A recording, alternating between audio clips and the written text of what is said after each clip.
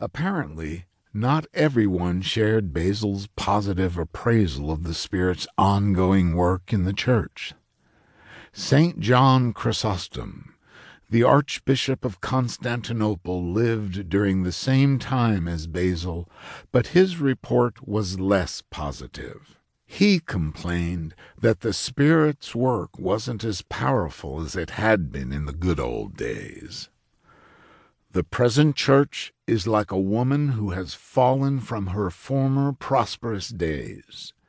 In many respects, she retains only the symbols of that ancient prosperity.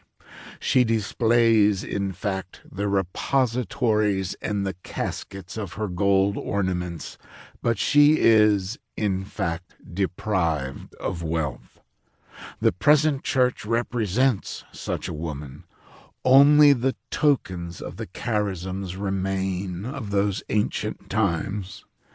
St. Augustine, one of the leading Christian theologians of all time, acknowledged that while he and his fellow theologians had spent much time developing a rich theology about Jesus Christ, known as Christology, they had devoted little attention to the theology of the Holy Spirit, known as pneumatology.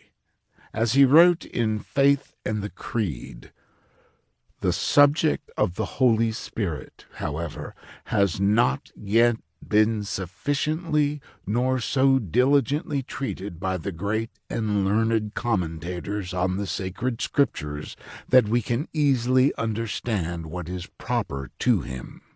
Over the centuries, some church leaders quit depending on the Holy Spirit to guide and grow the church, turning instead to administrative abilities or government power or marketing techniques. It is as if we tried to dress up the Spirit in an attractive suit and tie to match our cultural preferences. But the Spirit resists such efforts. Sociologists say such drift is typical of how organizations, religious and secular, lose sight of their founding vision over time. Organizations go through life cycles, and that's why they need reformers or turnaround CEOs. The fire of the Spirit that fell at Pentecost has never been extinguished, but has cooled at times over the ages. Today, many people in Catholic, Protestant, Evangelical, and Orthodox churches have been baptized in the name of the Father, the Son, and the Holy Spirit. But the active and powerful presence of the Spirit is often missing from their daily Christian experience. I remember talking to a man who represented this problem.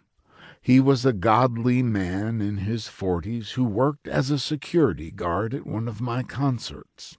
He asked me, "What is the Holy Spirit, really?" He was a good Catholic and a leader in his parish. He understood God the Father and Jesus the Son, but he just couldn't understand the Holy Spirit. He's not alone.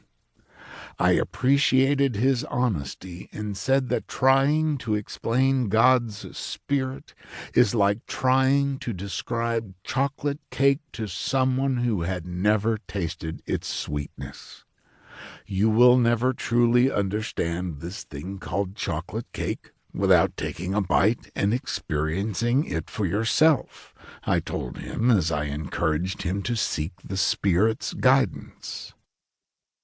Renewal and Revival. The 1960s were a confusing time for people across America. The decade ushered in complex cultural battles over war and peace, love and sex, religion and spirituality, the generation gap, music, and drugs. It was a time when many feared the world would come to an end, either through the destructive power of atomic war or the return of Christ. By the early 1970s, I was an on